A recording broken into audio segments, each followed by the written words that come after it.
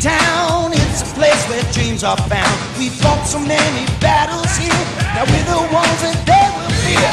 The cup resides within our town, we won't stop no letting down. The cup is ours for all to drink, it's our time, let's rock this ring. Yo, what is up, everyone? Welcome back to another episode of Hockey Town Rundown. You're here with us, your beautiful hosts, once again, Carlo and Zach. Carlo, new background, new us. What's going on, buddy? How's your Sunday so far? New year, new Actually, us, it's man. Monday. It's Monday. I forgot. Sunday was good. Sunday was nice.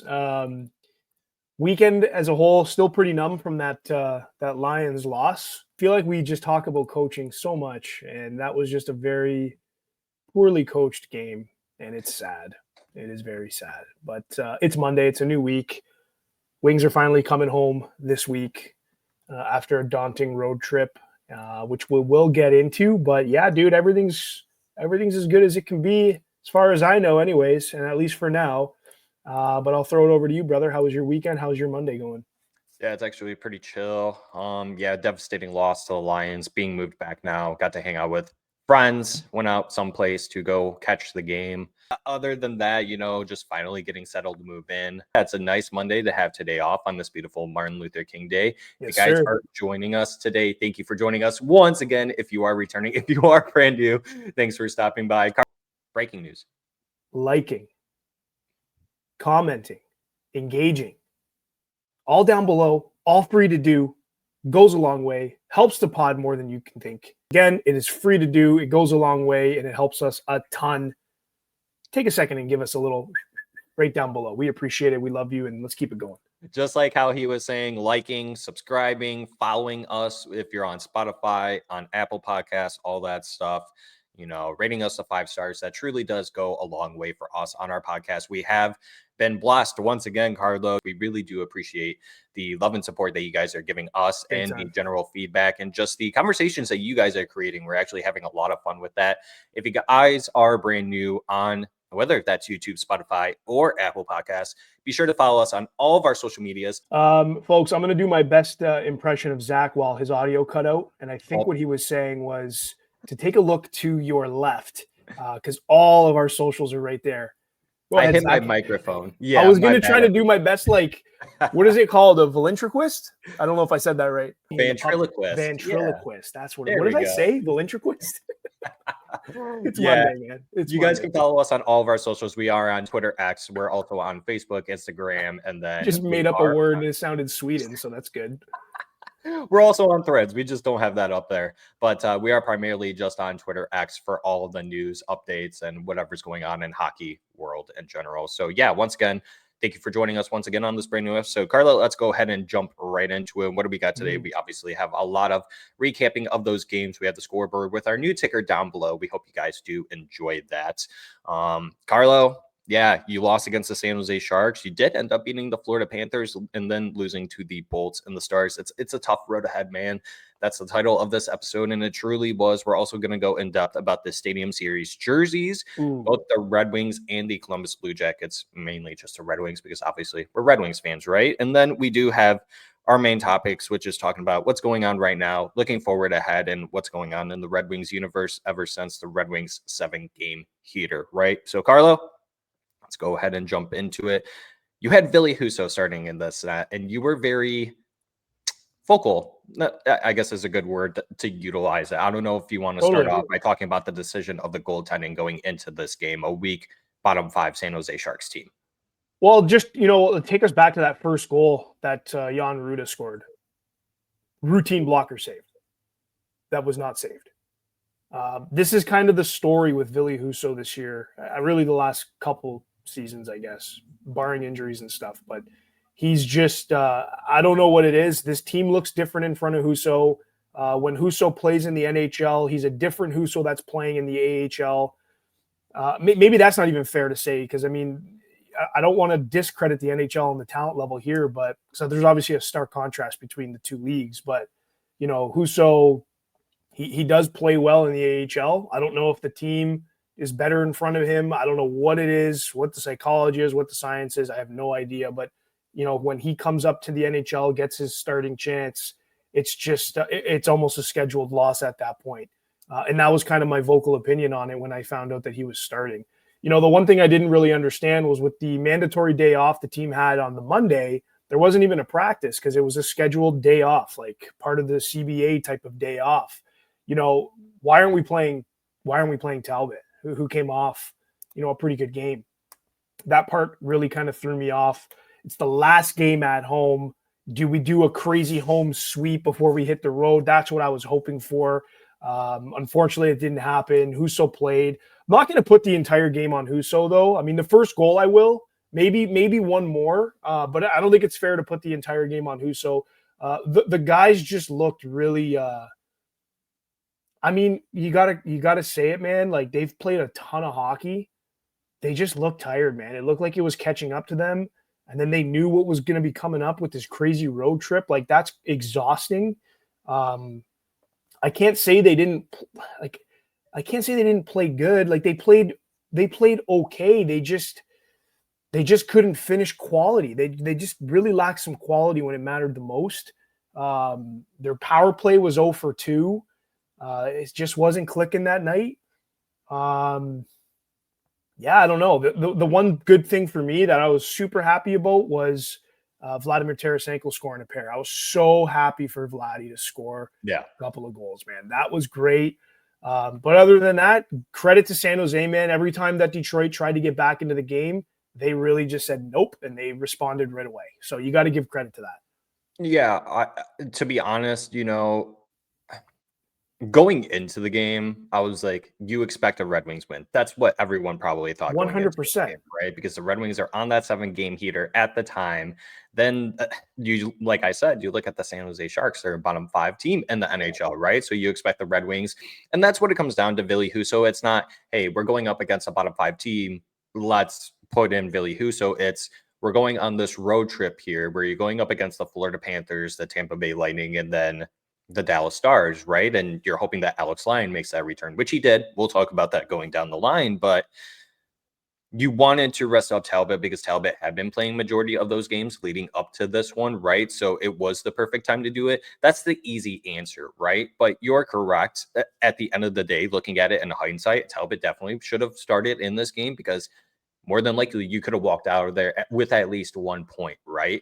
Could have made that one extra save to where it didn't lead into a goal, right? So, but Carlo, honestly, you were very close to saying it, and I'm kind of surprised you're not, because it looked like it was the same situation with many of the other Detroit Red Wings starts where they were getting shots on net, but it wasn't the quality. So you did mention that. However, San Jose's high octane offense that's super young, they just showed up really quickly in the first period, and that's what put the Red Wings down in their grave because they had to follow up, going into the second period where Tarasenko scores, like you said, and then he does it again in the third. But at that point, it was already 3-1, and then Tarasenko makes it 3-2. Yeah.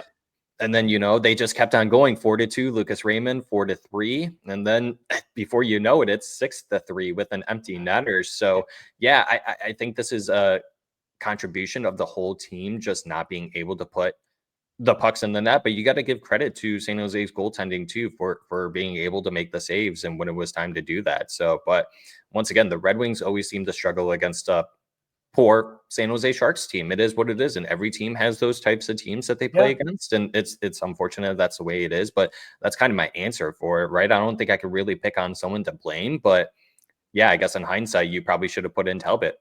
Yeah, I mean, I think that would have been a helpful thing. But again, like, we gave up a shorty too. Like when San Jose went up 2-0, we gave up that shorty. I mean, that really is a dagger. Like, that's hard to come back. And then boom, then it's 2-0 going into the second period. Like, that shorty should have been better managed. I think that the common theme that we're going to probably get into discussing as we truck through this and start picking off everything below on the ticker here and going through these games is just the game management has slowly started skipping away. It started with San Jose.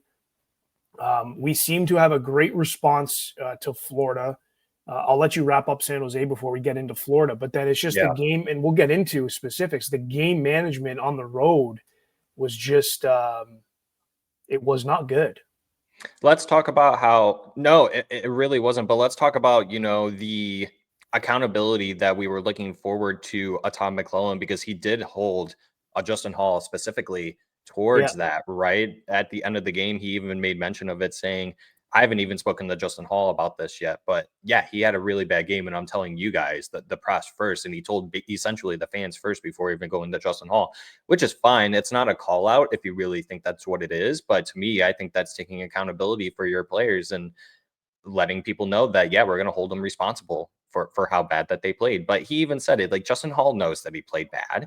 He knows that he can do better than that, right? And then, yeah, you talk about how we let in that shorthanded goal. That was on Gustafson and Casper. They both were kind of just chasing after the puck. They didn't cover the man that was coming in at the blue line, but that was a sick pass by, I believe it was Eklund.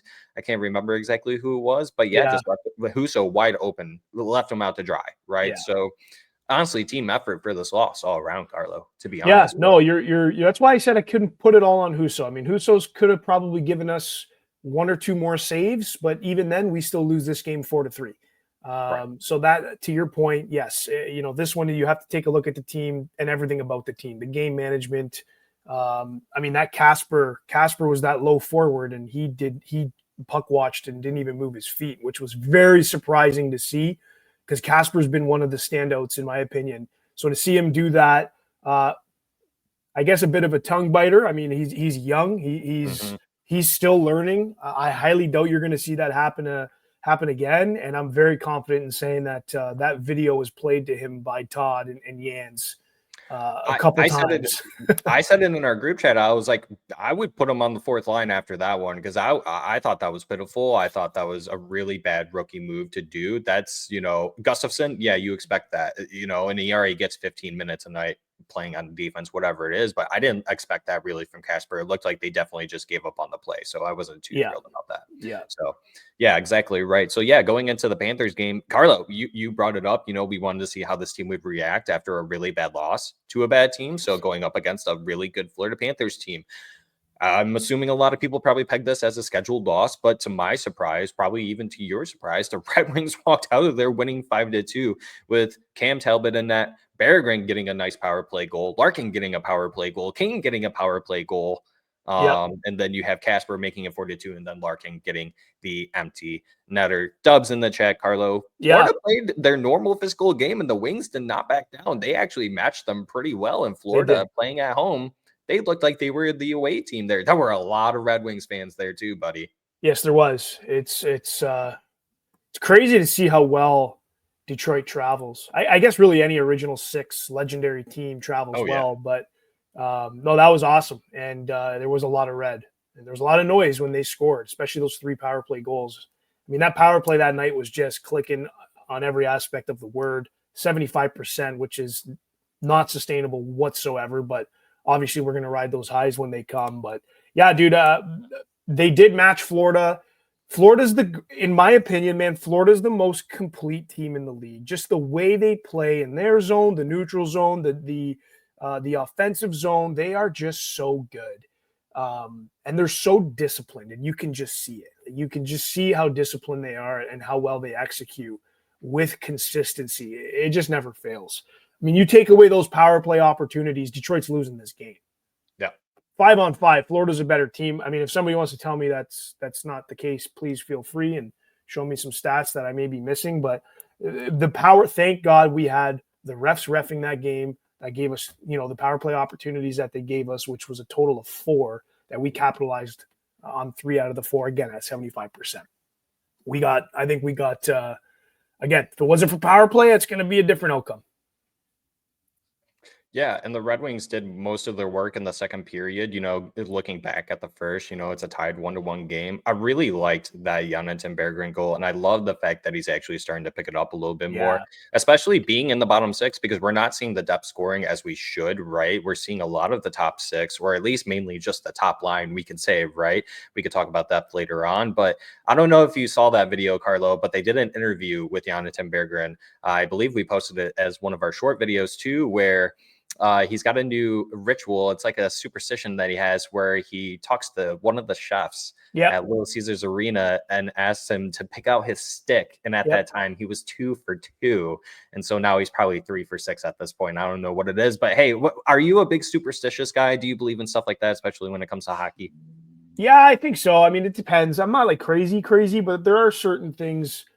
There are certain things that that you do. Like if you find a groove, the whole point of finding a groove is really to recreate it over and over again, and that's probably where this, the root of what is superstition comes from. It's really just process. It's just sticking to the process, like very, very, very accurately to continue to get good outcomes. That's really what it is. So for me, I don't know if it's superstition or if it's just being, I call it a parrot, like just repeating a process. And then you do that for so long and like, oh, you're just superstitious. You do the exact same thing over and over again. It's like, well, I found a good process that works for me. So call it whatever you want. Some call it superstition. I call it a process. And I'm going to do my best ventriloquist impersonation of Zach one more time here. He's having some technical difficulties with his mic. There he is. I got the blinds open. I can't tell if my microphone's on or not. It lights up when it does, but I can't tell. So I apologize, everyone. But hey, if it's working, then it's working. Yeah, I keep it up. I really want to see Jonathan Berggren at least get 15 goals this season if he can. Like I said, depth scoring has been somewhat of an issue. We'll talk about that later down the line. Carlo, but yeah, you brought up how, Tom McClellan, this will be a good first step to see how a team can rebound after a really bad loss. So what do you think happened with that? How do you think Tom McClellan went into this game talking to the boys? And how do you think he felt walking out of this game with the dub and the 2 points against one of the top Atlantic teams right now in your division? Well, I think Todd would probably say this himself, but like, don't get too high here, guys, because we're going to play Tampa at home and Dallas at home, and both those teams are firing on all cylinders right now. So and they did. So, I think it's really, I like Todd because he really does keep things grounded. I think for the most part, he does. At least from what I can see in any type of media release that comes out with him, he seems very, very grounded, very, very level-headed, and very like straightforward. There's no gray area. It's like, okay, we won. Thank God. Let's go try to do this again in Tampa. Unlikely, but let's you know what I mean? I don't know if he's saying that to the guys, but let's go. Like, let's get ready to go. Yep. Yeah. Honestly, I really did thought that the Red Wings had a really good chance against the Bolts. Looking at previous records against the Panthers versus the Bolts, the Red Wings actually in the past, they've done pretty decent against the Bolts. The Panthers, not really so much. And it was quite the opposite in this game. You had Talbot and net. I actually didn't watch this game. I actually had to go back and rewatch it the very next day, but it did not seem like it was a very good game because before I knew it, I looked up at the TV screen while watching the Lions game. The Red Wings were down 5-1, but you had Lucas Raymond at least getting the power play goal in the second period. Yeah, Carlo, honestly, within this game, it looked like old style Red Wings before we brought in Tom McClellan. To be honest, it was a really slow start. The first period, it's not like that the Florida Panthers outpaced them. Really, it was just that whole entire second period where they just got barraged by goals, right? And then you obviously had the goaltending change. So then you had to put in Alex Lyon, who was coming back from injury. And then he did end up starting the game against the Dallas Stars too. So I kind of felt bad for him. But dude, the common theme with this game was just, again, this is where, I wanted to bring up bad game management. Power play, Tampa had 2 power play goals. So, even then it's take those away. It's 3-1. But the thing is even on the, whether it was 5-on-5 or the power play, the back checking was just not good. And then covering the guy in front of the net, like Braden Point's first goal could have been avoided had you have tied him up. Whether that's one of the D-man, because I think the other one was behind the net, board battling, and then the low forward, just no management there. And that happened 2 more times for a total of 3 times during that game. I think the only goal that was an absolute snipe was Kucherov just dancing through everybody, finding and creating space, and then going top cheddar. That was a gorgeous goal.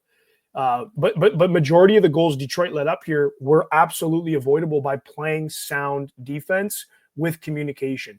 You got your high D talking to your low forward about what's going on in terms of coverage and whatnot. They just couldn't figure that out. And it costed them big time. And it looked, like you said, it really did look like the bad habits were starting to creep back in from what these guys were doing a month, 4 or 5 weeks ago. So now it's really, how are we going to respond to this? is going to be my question. Yeah. And obviously your question is going to get answered because then you go over to the Stars, which, we're just going to transition over. And it leaked on over, Carlo. But to the players, like, to be fair to them, you're playing within 24 hours, right? You played against the Tampa Bay Lightning at 7 p.m. that Saturday. Then you go up against the Dallas Stars at 8 p.m. Eastern time, right? The very next day, which is Sunday on the 19th. And you had Alex Lyon, like I said, in net. Same story, Ed Vincent scores in the third. You're already down 3-1 at that point. And then they were able to score right back at it. And Dallas jammed it down our throats and you lose 4-1. So it was pretty much a reiteration of the Tampa Bay game. I know we were texting and I said that to you. I think it was like midway through the first period. And you're like, let's wait. And I think you probably agreed with me by the time the second period hit. So, I think right after the first period, I'm like, this is bad. Go ahead and talk about this game, buddy, because this is, you could probably just say exactly what you just said for the Bolts game, right? Same. Yeah, I think it was the same stuff, man. I really think just bad game management. Patrick Kane had a terrible turnover right at the end of the first. And then, which is where Bork scored. I believe it was Bork's goal. And then he got, I think there was like 2 minutes left. He ended up going to the room to look at it. I think his shoulder got tweaked or something, came back, and he was swapped with Berggren, which I thought Berggren looked really good in his place, to be honest with you. I thought he looked quite nice. But bad game management again, dude. 3 power play opportunities, couldn't connect on those. Again, we talked about not having the power play opportunities. What's the score of the game? Well, given the way this team's humming on the power play, if we did have power play goals here, this would have been a way tighter game. We may have even been able to force overtime and grab a point, but we just weren't clicking. And again, you're on the road for a while now, and you're doing a lot of traveling. You're tired. These are still human beings. They're professional athletes, but they're human beings. And I think it caught up to them. This game, I can digest this game a little bit better than the Tampa game, because it's like the last game, and they just back to back games. Like this one, I understand it. The Tampa Bay one was the one that I can't digest because of the amount of critical errors that costed them a huge goal differential in the game. Yeah, at least we could talk about the good part, which was Simon Edvinsson scoring. At first, they didn't think that he scored. The light went off, but they thought that he hit the crossbar. Well, I thought they credited the goal to Casper. Oh, did they? Do I not have that updated myself? They did give it to Marco Casper, so that's my apologies, everyone. I did not know that. Well, Marco Casper, he continues getting more and more points, right? So we actually put out a tweet there. Let's see here. How many points does Marco Casper have now in his last? So for Marco Casper, just in the month of January, which is 9 games, he has 4 goals, 3 assists for 7 points. But 3 of those 9 games, he has 2 points in those 3 games. So, and at that span too, it was within 4 game span that he got 6 of his 7 points, Carlo. So then realistically, when you look at it this way, 1, 2, 3, 4, 5, 6, he's got 7 points in his last 6 games, Carlo. So, and you're putting him up there on the top line. He doesn't look like he's out of place at all. So congratulations to Marco Casper for getting that spot. And actually, now that we're kind of done talking about this Dallas game, we actually are. We're done talking about this Dallas game. I do want to talk about Joe Veleno and how he used to be up on that top line. And this is kind of not saying that I'm nervous about this with Marco Casper, but look at someone like Joe Veleno, who's now has been bumped back down, that we're really not seeing that same type of playing style that he was up top. Not saying that that's what his role is to be down in the fourth, right? But it does seem like that we're seeing the same old Joe Veleno, or at least some of these players are going back to their original tendencies, right? Because now you're going on 2-game skid streak of losing, right, to the Tampa Bay Lightning and the Dallas Stars. So we talked about last episode, Carlo, how if it ain't broke, don't fix it. Well, this team clearly is still broke, and we knew that, but we were winning. So what's the point of saying that? But we knew that with some of the players on this team is broke. Right? Or at least not fully broke. It's still operational, but it needs tweaks, right? So is now maybe the time to say that we can make a couple changes. Maybe like we talked about how depth scoring has been invisible lately for the Red Wings. I believe the Red Wings top players have been, I mean, you said last episode, who is it? Raymond, Larkin, DeBrincat, Kane, all four of those players, they're top of the league in scoring right now. So how do we get the depth rolling? Does that come from outside? What are you looking at? Long-winded question, I know. I mean, like one of the answers could be to let the players play and see what comes from it. But I feel like we keep talking about the same players year after year after year. Mm-hmm. I just don't see it. I just don't see it happening talent-wise, skill-wise. I just don't think the depth players that we have are goal scorers. They're grinders. They're board battlers, and they can really do that aspect well. But they're doing that so much that when they get the puck on their stick, they're cement hands. Is that their fault? Maybe not. Is it the fact that they're role playing? Probably, because they're not out there to go score goals. They're out there to go and shut down a line. So, I mean, there's a lot that goes into it, but we need to find some players that can do a little bit of both. We really do need to find a player who can go out there and be a checking line, but can also capitalize on the opportunity when the puck hits their stick in a quality opportunity.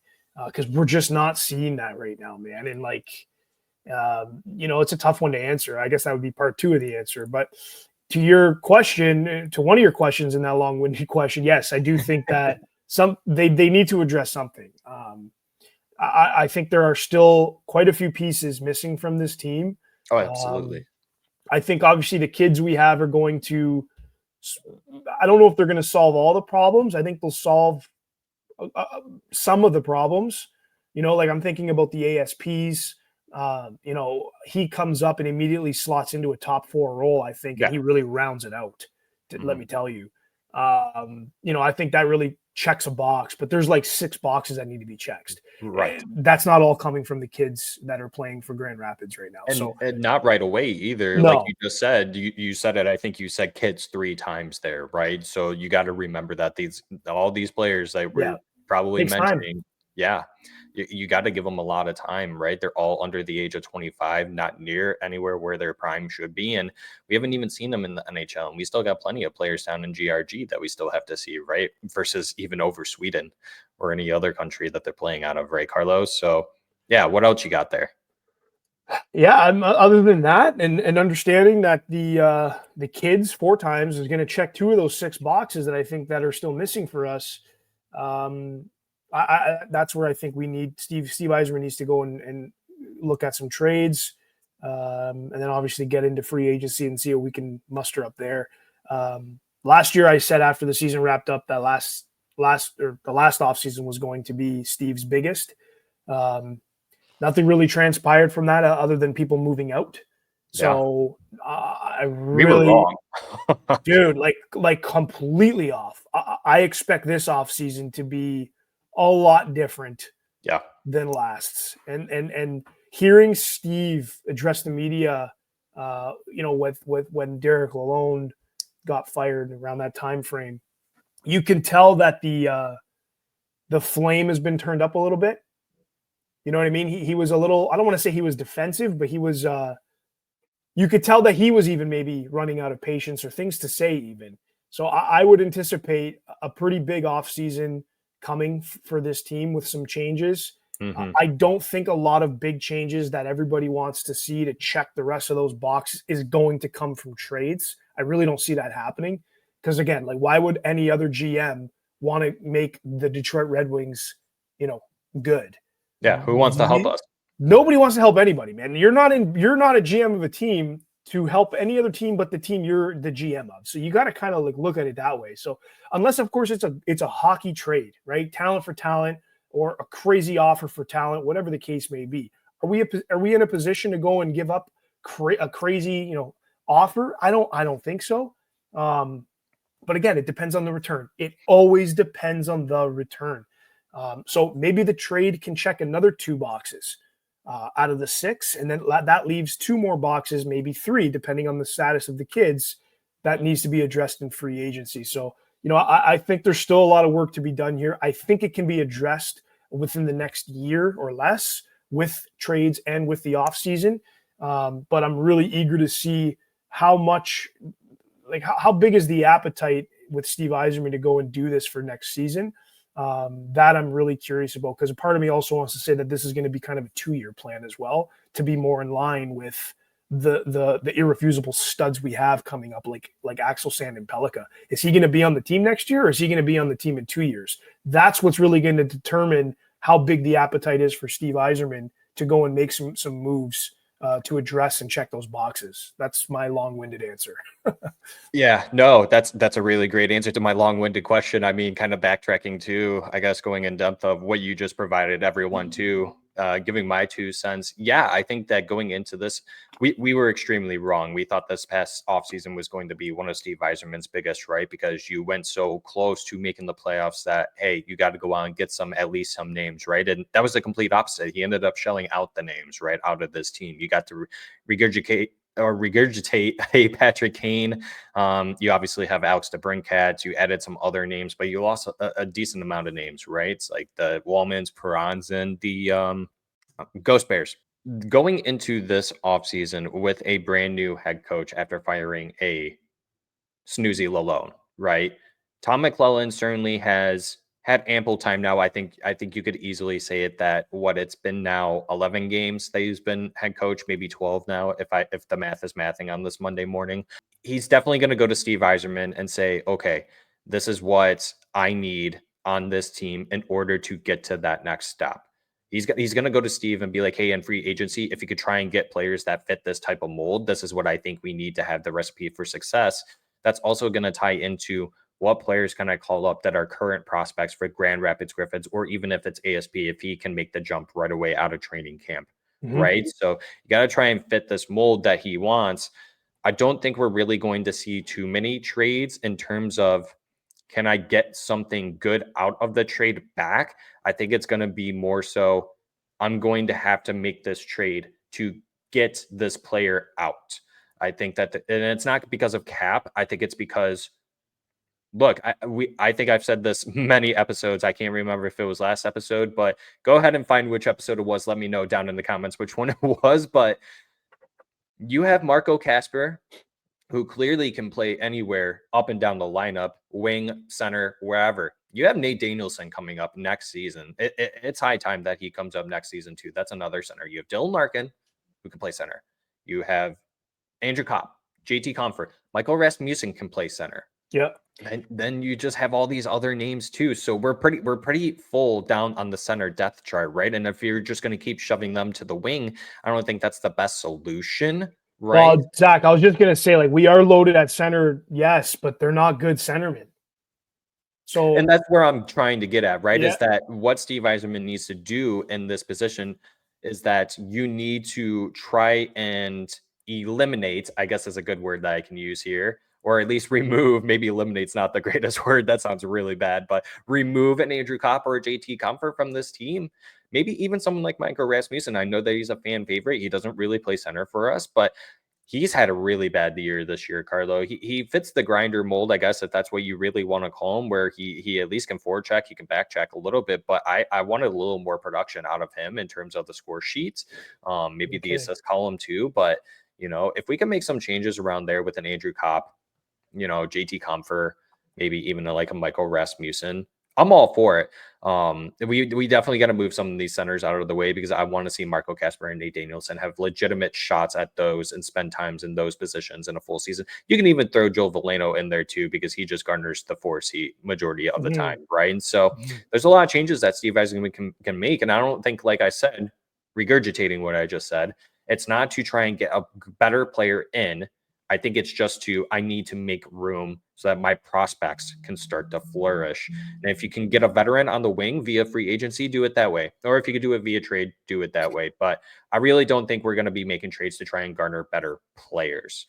I think that would be mainly on the defense end. That's a different topic for a different day, maybe. Yeah, I would agree, because that really does kind of go into just a different way of thinking. Because I think our prospects and our kids that are on D, I don't want to say they're being overshadowed or undershadowed by the forward prospects, but I can tell you that I truly think that our D prospects When I say D, I'll even include goaltending because that's part of defense. They're just more exciting than the forward prospects, in my opinion, in terms of the brand that the brand of play that these defensive players and goalies are playing. They are, for me, they're more exciting than the forward prospects. So, that opens up a whole can that we can get into on another episode. But to your point, I think you nailed it, dude. I'm very curious to see how things pan out when these boxes get checked. And I think that's really going to be dictated by who's coming up next and when. I think that's kind of the first domino to fall, and then everything else kind of falls in line from there. Yeah, for sure. Well, Carlo, before we pretty much just talked about next season, what the plan should be, but let's kind of backtrack and let's talk about this season. Can this team make the playoffs with the toughest remaining schedule in the NHL right now, Carlo? Because they do, apparently, according to Tankathon. If you go to their website, they have the toughest remaining schedule in the NHL. And we just saw the Red Wings beat a Florida Panthers team and then lose against a Tampa Bay and a Dallas Stars team. So can this team realistically make the playoffs, just in your personal opinion? No, I don't have them making the playoffs, and I'll tell you why real quick. A playoff team finds another win between the Tampa game and the Dallas game. True. If they won one of those games, I would say I think there's a chance. They lost both those games in really not good fashion, just bad management of the game. Sorry, man, but if you don't manage your game properly, you're not a playoff team, nor do you have any business playing in the playoffs, because those are teams that manage their game for 82 games very well. We're not there yet. We're just not. If they go and rip off another 7-game heater, is it possible? Sure. I think that's unlikely. But my short answer to the question is, are the Red Wings making the playoffs this year? No, I don't see it. Yeah, and I'm going to agree with you, and I'm just going to speak for both of us when I say this. I hope you're okay with that, but yeah, of course. We're not sitting here and saying that there's a 0% chance that the Red Wings can't make the playoffs, right? It's just a very low, slim chance at this point. Carlo, I believe when it was come out by Moneypuck or whoever it was, I believe that they were at now like 15% chance. So yeah, the 85% definitely outshadows the 15%. So yeah, the Red Wings right now, technically, and I'm just looking at it from a personnel standpoint, looking at this roster and being able to watch them night in, night out, and then against teams like the Floridas, the Tampas, and the Dallas Stars. Yeah, this team, to me personally, I don't think they're ready to make it into the playoffs. And even if they did, honestly, they truly don't belong there, Carlo. Unless somehow, like you said, they change my mind with a 7-game heater or even a 15-game heater down the road. If they can do that a couple more times, maybe that'll change my mind. And I would love to be proven wrong. Of course. Make the playoffs. Go ahead. Show me. Do it. I'm not going to be upset. You look at it as from a personnel standpoint, which you have to look at it, but you throw on another pair of lenses and you look at it through a standings perspective. I mean, take a look at the standings, dude. We have dropped significantly. Yep. And I know that we've played 3 games. That San Jose game costed us big time. Yeah. And then the last 2 that we lost obviously costed us huge, but arguably scheduled losses. Maybe not even arguably, but those are scheduled losses. But look, the rest of the teams in the East are continuing to play, continuing to win, and we're not. So, personnel perspective is one thing for sure. That's a very big deal in terms of the chances. But the standings and just the Eastern Conference and specifically the Atlantic Division, that's the other perspective that is monumental right now because those teams just keep on winning. Would you even want them to make the playoffs at this point currently? See, that's honestly a good question. And I'm going to ask it a different way too. Would you be okay with them making the playoffs? But if they did, would it suck more for them to make it and get swept, or would it suck more to just not to make it? See, that's why I say it's a good question. That's why I said earlier, having business being in the playoffs. This team doesn't have business being in the playoffs. They just can't hang. They just can't. There's really no other way to say it. I think you're pretty spot on with that. I don't believe that they could hang either. I think it would be more beneficial for them It's just really sucks to say, because I'm not saying that I'm here giving up on the Red Wings, right? But I do think that this would be a good opportunity season to allow to have some of the younger guys come up when it gets towards the end of the season. If the Red Wings are still currently in the similar spot that they're in, where it's like, okay, you're out of it by 6 points, but you know that you're probably not going to make up for that because all these other teams are doing just as well, if not better than you are currently. Like, you look at the Sens, you look at some of the other teams, the Boston Bruins are still somehow doing a little bit better than we are, even with them, right? And so, Yeah. We'll have to see, but maybe Lucas Raymond can help us out with that by becoming the first 100-point player of the Detroit Red Wings in There we go. a really long time. I think it was I posted it, I think it was 95, 96, and that was Sergei Fedorov. Carlo, do you think that there is a possibility for Lucas Raymond to do that this season, even though he's currently on pace for 89 points? Yeah. Yeah. I mean, you think about that. That's like five games where he's getting multi-points. Yeah. Yeah, I think I asked you that last episode too. And we said a consistent. I think the question was more, can he be a consistent 100-point player? But I'm going to ask you that again, because you saw what Nikita Kucherov did to us versus the game in Tampa Bay, right? You made mention of that. Lucas Raymond kind of did almost a similar move in Dallas. So is he going to be our next Nikita Kucherov? And can he be a consistent, well over 100-point player for us in the future? I that one, I still don't know if I can answer that one with, what's the word, with juice packed behind it. I want to say yes, of course. But like I said on the last episode, seeing is believing, man. Seeing is believing. I think that if a player hits that milestone, they hit 100 points, I think naturally that just continues to unlock motivation, drive, ambition. I think it just continues to unlock that from the player within, where that's going to be the player you're going to continuously get. Because seeing is believing to me, the fan, but also to Raymond, the player. I mean, if he sees that he just did that, he's going to want to go and chase that down again. I mean, goals are goals. So I guess to answer your question, I think it's a good possibility if he hits 100 that he will replicate that, because he's getting older, right? He's still pretty young. Like, let's call a spade here. Like, he's still going to get a little bit older, a little bit more mature, and there's going to start to be some injection of talent, I hope. Steve, this one's for you, buddy. Some injection of talent that are going to be brought into play. Patrick Kane's not going to be there when Lucas Raymond is in his absolute prime. You know what I mean? Maybe DeBrincat, dude. Like, maybe even that. Like, yeah, I don't know. But point is that I think there has to be the right players coming in injection-wise that can hang with Lucas Raymond, and that Lucas Raymond can hang with, in order for him to stay consistent. And I'll say it here. I don't think there's one, and I guess I'm bringing it up again, but I don't think there's a forward prospect in our pipeline that's going to make Lucas Raymond a consistent 100-point player. That's going to have to come from, whether it be a crazy trade or free agency. Maybe Dmitry Bushyanikov. I don't know, man. Yeah, you know what? You're really right.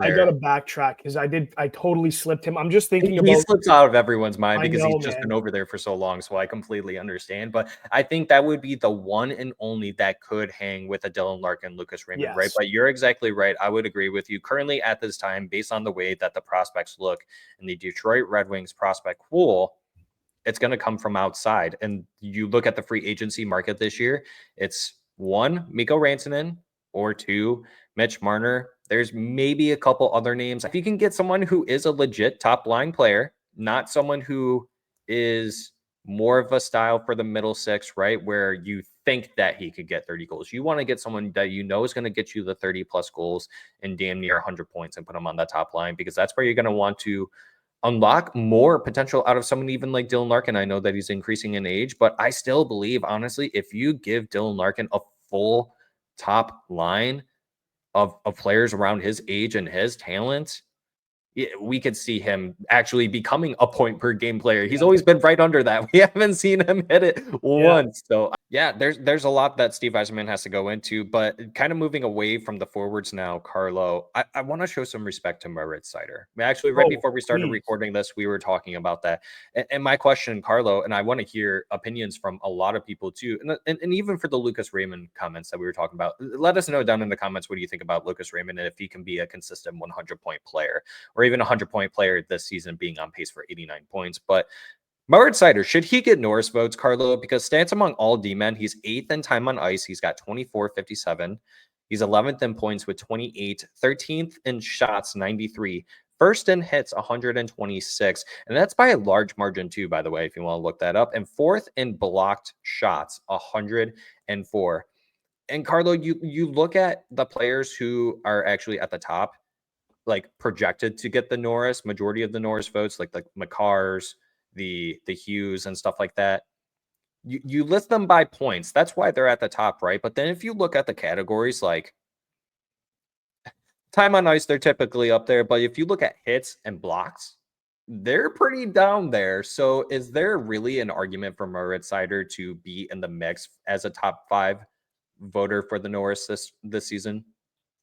Man, the Norris is a weird one, man, because I feel like there needs to be a second trophy for there needs to be like a Norris offense and then a Norris defense. Yeah. Because Seider just does everything. He does everything so well, man. And he plays such a complete game.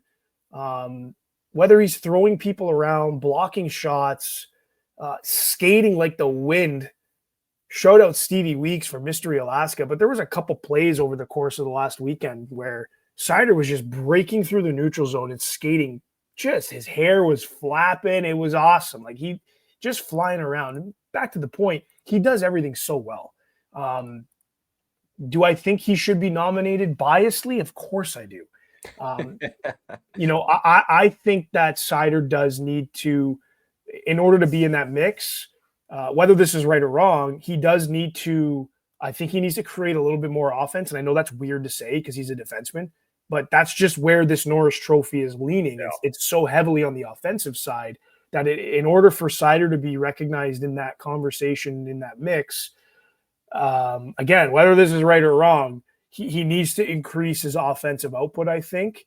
But I mean, his defensive play is just, it's a work of art, dude. It is awesome. When did we get to the point where the best defenseman award shifted from actually playing good defense and now it's who gets the most points out of the group, right? When did we start to see that focus shift?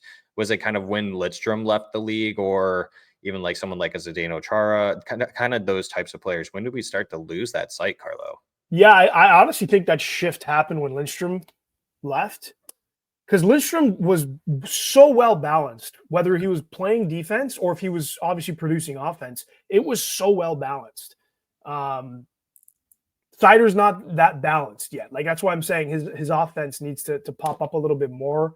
I think, but yeah, I would say when Lindstrom left, we started to see that shift. And you know what, dude? I mean, it's hard to deny a defenseman that scores 60, 70, 80 points. It's hard to deny that that person from being in the mix of the Norris Trophy voting. Let's face it. I mean, it's looking at points is way easier of a stat to look at and get answers to rather than looking at and tallying up, well, how many hits, how many blocks, how many this, how many that. Let's just look at their points. And that just, again, right or wrong, I don't know. It sounds to me like it's just a little bit of a lazy way out to determine who the winner is. And now you're just strictly looking at it offensively. But yeah, if it was me, I'd be looking at the whole picture. Maybe there's a cutoff for points. If you're above 45 points, you're in the mix. And then we look at the defensive structure and breakdown of your stats defensively to understand how well-rounded you are. And that's how I would maybe go about the analytics behind that to determine who I think the best defenseman in the league is. But that's just me. And again, I don't know if it's right and I don't know if it's wrong. Yeah, I would love it for the people who do vote on these things, the board, whoever it is, the people who get invited to vote. I wish they would take more into account the little nuanced things, the little underlying statistical numbers that you really don't ever hear too much of, because Moritz Seider, just kind of defending our boy, right? He is truly a defensive defenseman who is able to somewhat contribute offense every once in a while. That's not his main focus, right? So, but we'll just have to wait and see. He would get my vote instantly. That's with biases inputted, right? Obviously, I really don't get to watch too many other defensemen play because that's not my prime focus. But yeah, credit to like the Hughes, the McCarrs. Even Josh Morrissey, I know, is having a really good season.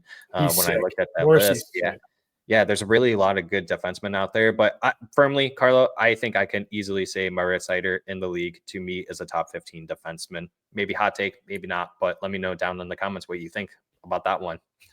Well, you know what? Before people start freaking out at that comment, take a look at his matchup and who he's playing against and who he's playing defense against. That might help you get every game, every night. That may help you understand where Zach's coming from, because we're watching this guy every game. And when we see who he goes up against every game, and then take a look at what he's able to do defensively against these players every game. At the age of 23, I believe. Dude, I mean, need we say more at that point? Say less. Less is better. I'm going to backtrack a little bit, Carlo. Now we're kind of going into Red Wings news, but I do want to say we did a Good Morning Red Wings fans, and it was a vibe check poll. Are the Red Wings making the playoffs? We both said no. Carlo, we're going against the grain because 71% of the fans who voted 2 days ago, yeah, are the Red Wings making the playoffs? 71% of the 178 voters said yeah. So wow. Yeah, I was kind of surprised by that. I think that was, a little shocking. So a lot of fans are going against us. We hope you guys are right. We hope we're wrong. Of course we do. We would be happy for them to make the playoffs. But yeah, going into the Red Wings news, Carlo, the Stadium Series jerseys. Honestly, just laying it out there. They're fucking sick. All right, Carlo, here are your 2025 Stadium Series jerseys. Right off the rip, going in depth about the Red Wings one, like we were talking about. Yeah. Very simplistic. Love the font, just basic red and white. You were talking about some of the other materials, but let's go ahead and talk about the Columbus Blue Jackets for a second. I actually really like that. I love the fact that they put the state of Ohio around the A. Yep. I kind of wish the Red Wings did something like that with a mitten. I think that was a missed opportunity, but you know what I do like that they added? I'm actually going to go to that real quick. So, dude, that's my favorite part there. Yes. Homage to Al the Octopus for the young fans that aren't familiar with us. Back in the day at Joe Louis Arena, the Red Wings used to drop down a giant octopus from the arena onto center ice, and his name was Al the Octopus. Carlo, is this probably your favorite feature about the jersey, or what is your favorite feature about this jersey? That's gotta be my favorite feature. When I saw that, I was pretty pumped. That piece I really do like. I like the simplicity of the sweater to the point where I really wish they would make that their alternate jersey. They really should. They could definitely afford to do it. They're one of the few teams in the league, if not the only team in the league, that doesn't have an alternate. And that, I believe, is good enough to be an alternate jersey to be worn just as often as the barber poles were worn last season. Yeah, and with these jerseys, Carlo, we did do another poll. So we asked twice, actually, whose Stadium Series jerseys were you going to get? If you were going to get one, if you were going to get multiple, we could only fit 4 options to select from when we do these polls, right? So we put down the mainstays like the Larkin, the Raymond, the Seider, and then the other will be comment below. We saw some Simon Edvinsons in there. We saw some other names, but the player that was actually picked the most was Seider, and we kept on saying that whoever the fans were going to vote, that was the jersey I was going to go with. And I'm sorry to say, but I actually went with Lucas Raymond in the pre-order because I already have Seider's barber pole jersey, the retro reverse jersey, right? So I was like, this makes sense, I guess, just kind of get the other jerseys of these players. But I kind of hope Raymond gets an A for this. I think the A will actually make the jersey look a little bit better. I almost went with Dylan Larkin for that fact, but are you surprised that 36% of the 250 voters selected Seider and then 32% selected Raymond and only 19 for Larkin? No, that doesn't surprise me. What does surprise me is that Raymond wasn't ranked a little bit higher and Seider ranked a little bit lower. No shot at Seider by any means, but I mean, Raymond's just look what he's doing. This, like we just talked about how he's potentially going to be a 100-point player. That's the reason I went with Lucas Raymond for my pre-order as well. I mean, it's for me, it was an easy choice to go Razor. He's the guy. Maybe this is wrong for me to say, but Raymond's getting you out of your seat a little bit more than Seider. Unless, of course, you get out of your seat for a big hit. I do. I'm willing. I absolutely do. If I'm at a game and I see Seider lay it down, I am getting up and I am rallying up that entire section. Let me tell you. But Raymond scoring goals at a pretty significant pace, you're getting up a little bit more for Raymond. And for me, that's why I went with Raymond. I love the little details, man. Especially the one you're circling there. They really did a Hockey good job. town in there on the neck portion of the sweater. That is super sick. I even love like the little what are those? Probably like hockey strings right there or whatever. Skate strings, whatever. Even the patching on here. Nice big C. Looks like they brought that back.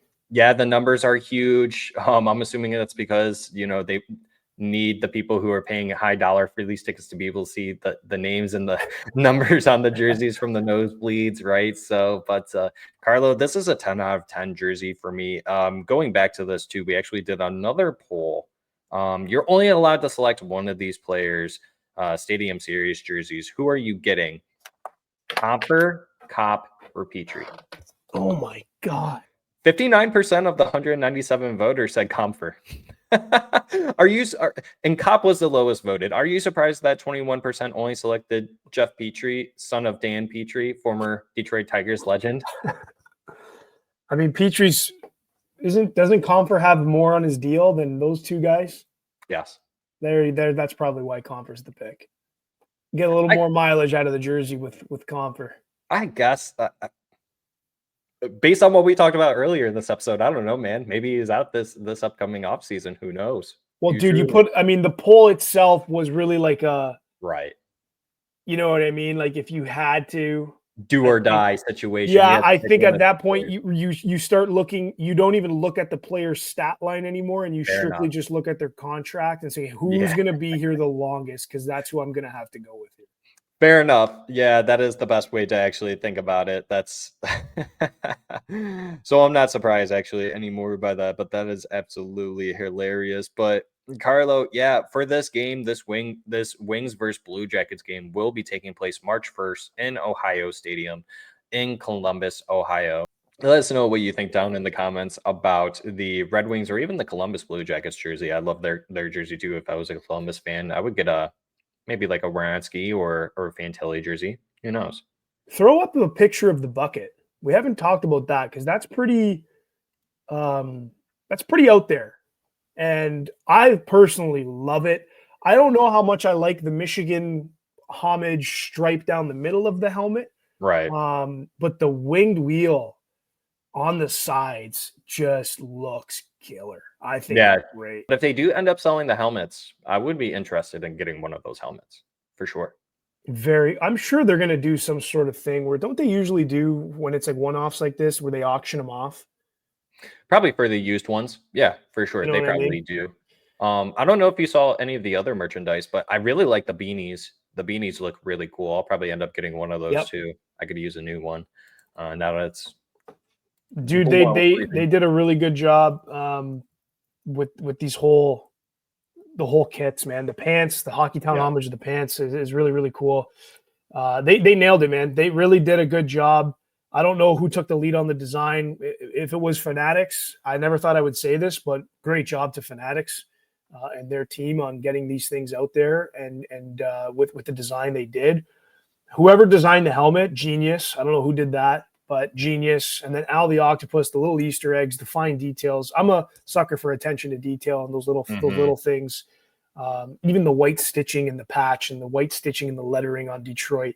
10 out of 10 all the way around. I cannot wait to get one of these. And dude, let me know if you see buckets for sale. I would absolutely put one on my shelf because that thing just looks badass. Let Carlo know when those become available. You definitely cannot buy the jerseys in person right now. You can pre-order them online currently, or if you just go to the team store at Little Caesars Arena, you can pre-order them there as well. I do believe you do have the option for in-store pickup. I'm getting mine delivered. I don't believe that you can get them until after March 1st is what the notification said on that website link that our good buddy Nick from Hockeytown West podcast sent over to us. So thanks for sending that over. Yep. So Carlo, let's go ahead and finish with around the league news. Just one thing. we mentioned this player earlier today, so that's why it's relevant. Saravalli says rumors around Rantanen could be traded at the deadline, but says it might not be true. He could be expecting 14 mil per year, and there is a stalemate between the two parties, but are expected to pick up during the Four Nations break. One, do you think Mikko Rantanen can get 14 mil? Two, do you think the Colorado Avalanche are in a position to even give him $14 million? I don't know, man. I don't think they are. They'd have to get very creative to make that work. I can tell you, if I'm the Colorado Avalanche, I definitely don't want to see him go. Right. Am I going to look at some ways to make this possible? Yeah. But I mean, if they're expecting him to take a little bit of a discount in order to stay with Colorado, in order to stay with Nate Dogg himself, that's one thing. But Nate Dogg, Cale Makar too. Yeah, don't forget him. Yeah, absolutely, man. And so it really comes down to what Rantanen wants. I mean, if he wants to go out there and test the market, that's where he's probably going to get paid the most. That's typically how it goes. It's going to be interesting to see how that happens. I do think the one player that's out of Rantanen and Marner, I see Marner being the one going somewhere else. I do see Rantanen staying. I could be dead wrong. That's just the quick thoughts on it. And in any case, selfishly, I would really like either of those two players on this team, or at least the attempt made by Yzerman to go and grab one of these two players for sure. Granted that they don't stay within their respective teams, but who knows, man? Who knows? I think either way, with both those players, it's going to take some creativity for sure from their general manager to make it work. Some players would have to obviously move out. They'd have to start making some moves for sure to do it. But again, it all comes down to what the player wants. Does the player want to get paid? They probably do. I'm actually right there with you. I think Marner would be most likely to leave their current teams more so than Mikko Rantanen. I mean, you look at, just looking at it from the Colorado Avalanche standpoint, right? I mean, you look at Nathan MacKinnon, he makes $12.6 million for until 2031. So plenty of time. Then you look at Cale Makar, he's going to need a new contract in the next 2 seasons. So 27, 28, he currently makes $9 million. I don't know how you're going to be able to fit a Mikko Rantanen in there for $14 million. Obviously, the cap's going to go up by the time that Cale Makar is ready. Compared to now, maybe it's up by an extra $12 million. But still, if they're expecting Mikko Rantanen to get near 14, that doesn't even cover Mikko Rantanen, right? So it's going to be tough. Yeah, they're going to have to come up with some clever, creative way. And you've seen what they've done with their whole entire goaltending tandem. So maybe that's not the correct move for them. But the only reason why I think Mikko Rantanen stays and actually takes somewhat of a quote-unquote pay cut, Carlo, is because he's won a cup with Colorado. You know who hasn't? Mitch Marner with the Leafs. Yeah, that's kind of what made me think about that and make that comment. You know, maybe Mitch doesn't have that anchor that's really tying him to Toronto. There is no other anchor like winning a cup. So, yeah, I mean, maybe that plays a role into it. Obviously, I think it's all about the Benjamins. No matter what, all the time, it always comes down to that. Yep. So what can Toronto offer versus what can other teams offer? What are other teams willing to offer? That's going to be a fun one to cover when we start getting into those sweepstakes for sure. Absolutely. Absolutely. All right, Carlo. I think we're done here for today. That covered around the league news, Red Wings news, the main topics, and the games, the rundown of the week. So let's go ahead and go into our final thoughts and close out of here, buddy. What do you got? For anyone out there, I would like to extend this opportunity to have you guys give us your final thoughts for this week. Go ahead and drop them down in the comments. We love to we look forward to seeing them. We look forward to engaging with them. But what are your thoughts? What are your thoughts about this team? Are playoffs realistic? What's your opinion on this team over the course of the last few games? My final thoughts are to learn what your final thoughts are. So we're going to leave it at that for me. He's changing it up, everyone. Yeah, let's see if you guys made it this far into the episode. We hope that you did. But yeah, my final thoughts are, I obviously want to hear from you guys about everything that we spoke about this episode. Go ahead and leave it in the comments, whether if that's on YouTube, Apple, or Spotify. So this upcoming week, you have the Red Wings still playing away. They have to go to Philadelphia to play against the Flyers on Tuesday, 7 p.m. Then they play Montreal Canadiens at home coming back, and then next Saturday they'll be playing against the Tampa Bay Lightning at home. So hopefully it's a different result. Hopefully the boys can kind of get back on board, especially in standings. Carlo mentioned it. You kind of fell back. I believe now you're like 6 or 7 points back from the second wild card spot. So take it game by game. You know, try to bounce back if you can. Don't make it any more losses in a row. If you can seclude it to only 1 or 2 losses at a time, that's great. Don't go any longer than that, and try to collect as many wins in a row as you can. So, Carlo, those are my final thoughts. You got anything else, dude? That's all I got, brother. Wrap her up. Don't forget to hit that subscribe button if you are returning. Also, if you're brand new, I really don't know what I'm saying anymore, but make sure you hit that thumbs up button. It's right down there. And then make sure you like this episode. You do all the things that you have to do that we mentioned at the start of the episode. And until next time, we'll see y'all on the next one. See ya. Peace.